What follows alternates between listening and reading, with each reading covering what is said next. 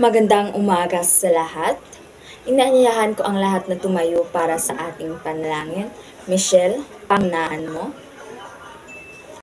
Bago kayo magsiupo, pulitin niyo muna ang mga nakakalat na basura at pakiayos ng mga upuan at saka pwede na kayong umupo. Sinong liban ngayon sa klase? Mabuti naman kung ganun. Dahil walang liban, palakpakan ninyo ang inyong mga sarili. Bago tayo magsimula sa ating paksang aralin, sino ang nakakaalala ng ating paksang tinalakay nung isang araw? Rose? Tama!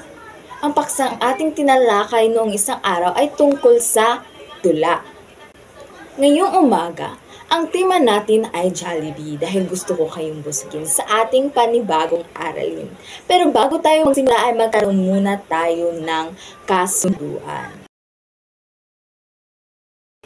Kasunduang bakit? Na sa letrang B ay bawal mag-ingay pag may nagsasalita sa harap.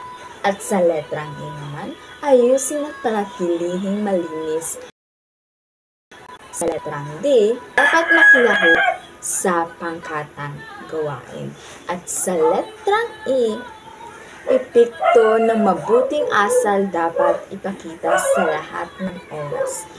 Take note, sa lahat ng oras, hindi lang mamaya, hindi lang dito sa loob ng paaralan, kundi sa lahat ng oras, kahit saan man kayo pumunta.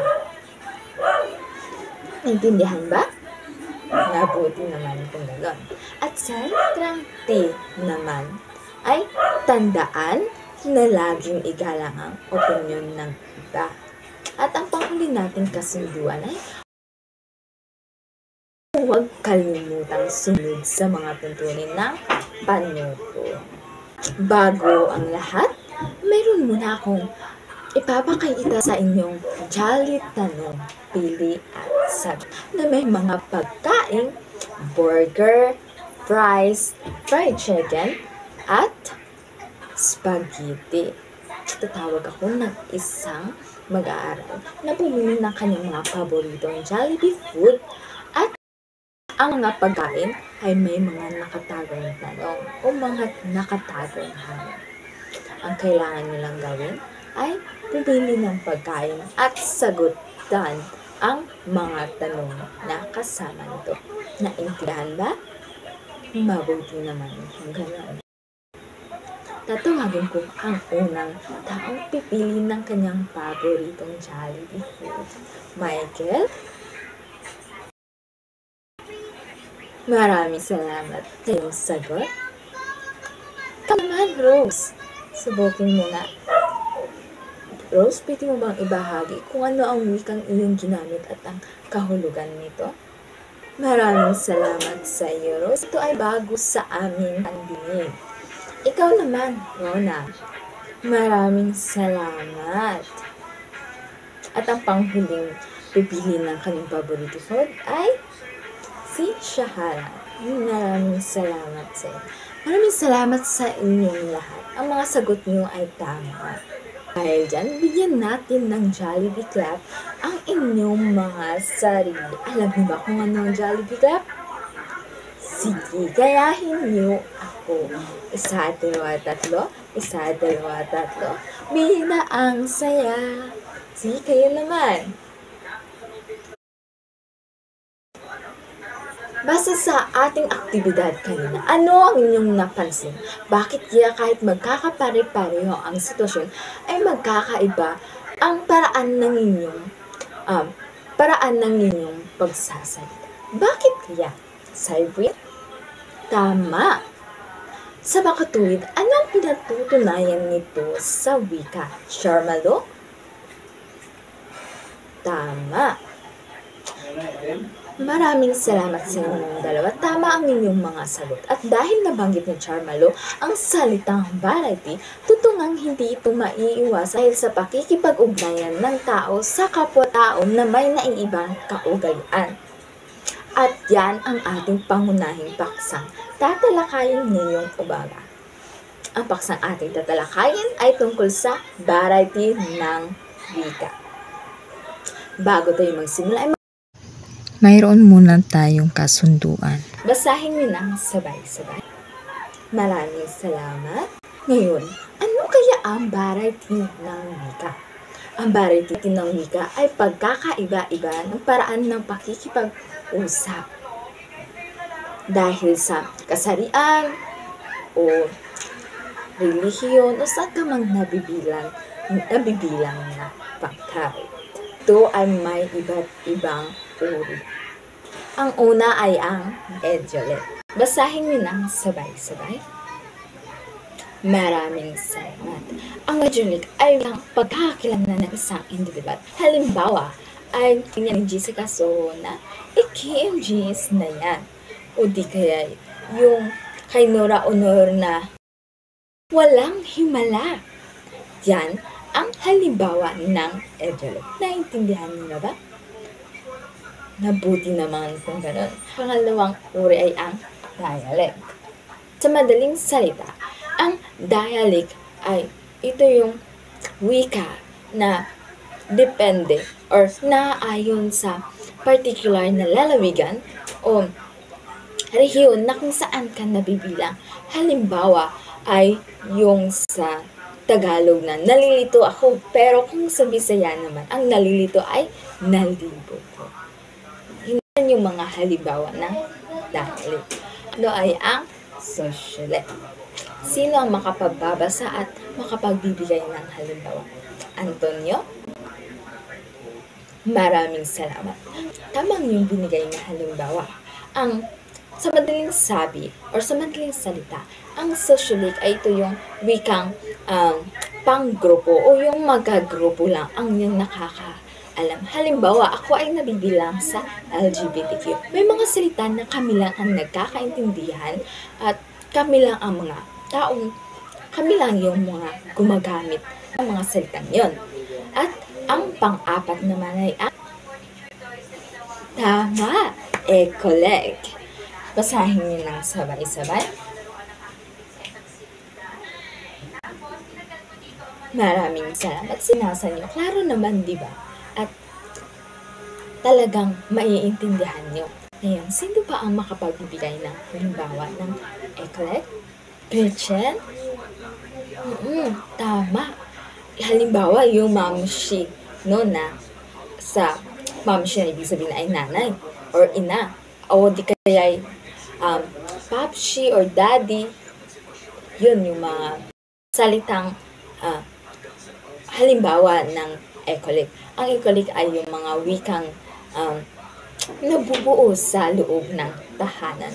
Halimbawa sa amin, kapag naliligo kami sa CR, imbes na CR yung tatawagin namin, ang tinatawag namin ay paliguan o banyo. Yan sa inyo, no? Diba magkaiba tayo ng tawag? Panglimang uri ay ang ethnolect. Sino makapagbabasa at makapagbibigay ng halimbawa ng ethnolect? Rosemary? Sige. Tama. Tama ang iyong sagot. Ang ethnolect ay wikang na-develop dahil sa pagkakaroon ng pangkat etniko at tama ang kanyang sagot o halimbawang ibinigay. Sino ba ang makapagbibigay ng halimbawa? Rona? Tama ang iyong sagot. At ang pang-anim na uri ng variety ng wika ay ang pidgin. Basahin niyo ng sabay-sabay. Basta sa inyong binasa, may naintindihan ba kayo o wala? May kalituhan ba o wala? May kalituhan. Sige. Diba base dito na ang pidgin ay wikang walang formal na estruktura o tinatawag na nobody's native language. Ang pidgin ay wikang ginagamit ng mga dayuhan na dumayo dito sa Pilipinas na natuto ng ating mga wika. At yun yung kanilang ginagamit upang tayo ay intindihan. Halimbawa, yung sa mga Chinese na ako tindadamit maganda. Yun yung mga halimbawa ng pidgin. Yun yung mga salitang ginagamit ng mga dayuhan upang o magkaintindihan ang dalawang tao na may naiibang wika. Naintindihan na ba? Mabuti naman kung gano'n. Ang sunod naman ay Creole. Basahin niyo ng sabay-sabay. Maraming salamat. Ang Creole ay wikang na-develop dahil sa pinaghalo-halong salita. Sino ba makapagbibigay ng halimbawa ng Creole? Wala? Sige. Halimbawa ng Creole ay yung Chavacano. Ang Chavacano ay pinaghalo-halong salitang Espanyol at Tagalog na naging pangunahing wika. Kaya siya naging Creole. Ang Creole kasi, yan yung dalawang wika na pinaghalo at naging pangunahing wika na ginagamit ng particular na rehiyon. Kaya siya tinatawag na Creole. Naintindihan na ba? Nabuti naman kang ganon.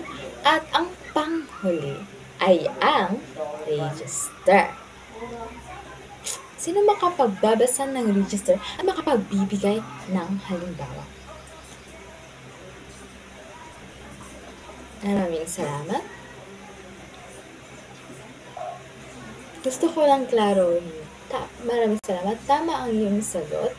Pero gusto ko lang klarohin na ang register ay wikang ginagamit depende sa sitwasyon.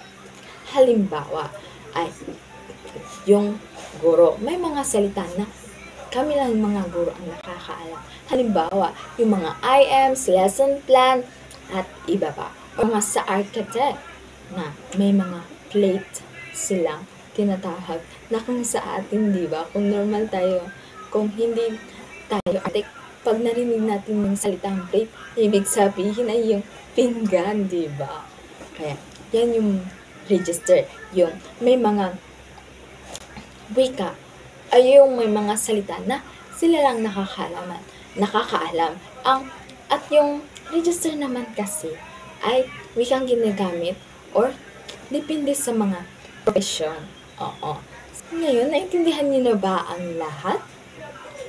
May natutunan ba kayo sa ating paksang tinalakay ngayong umaga? Mabuti naman kung ganon. Ay tapos na ang ating paksang tinalakay. Hahato ang klase ng 3 pangkat. Ang unang pangkat ay showbiz balita at ang pangalawang pangkat naman ay drama at ang pangatlong pangkat ay talk show. Ang pamantayin ninyong presentasyon. Napakaganda at napakagaling yung lahat. Nakahanga-hanga. Dahil dyan, bigyan niyo ng Jollibee Cup ang inyong mga sarili. At dahil tapos na tayo sa ating paksang aralin, sino ang makapag-iisa-isa ng mga uri ng variety ng wika? Sino? Charmado. Sige. Maraming salamat. Ipagpatuloy ang pagiging aktibo sa klase. Dahil may natutunan kayo, magkaroon muna tayo ng pasulit. Kumuha kayo ng sangkapat na papel at sagutin ang mga tanong na nasa pisaan. Meron lamang kayong 5 minuto sumagot. Pakipasa ng mga papel dito sa harap. Para sa inyong takdang aralin, mag-obserba kayo sa loob ng inyong bahay o komunidad. Ang misyon ninyo ay kilalanin ang mga variety ng wika na ginagamit ng mga tao sa inyong paligid. At isulat ito sa kalahating papel. Maraming salamat sa inyong lahat. Hanggang sa muli.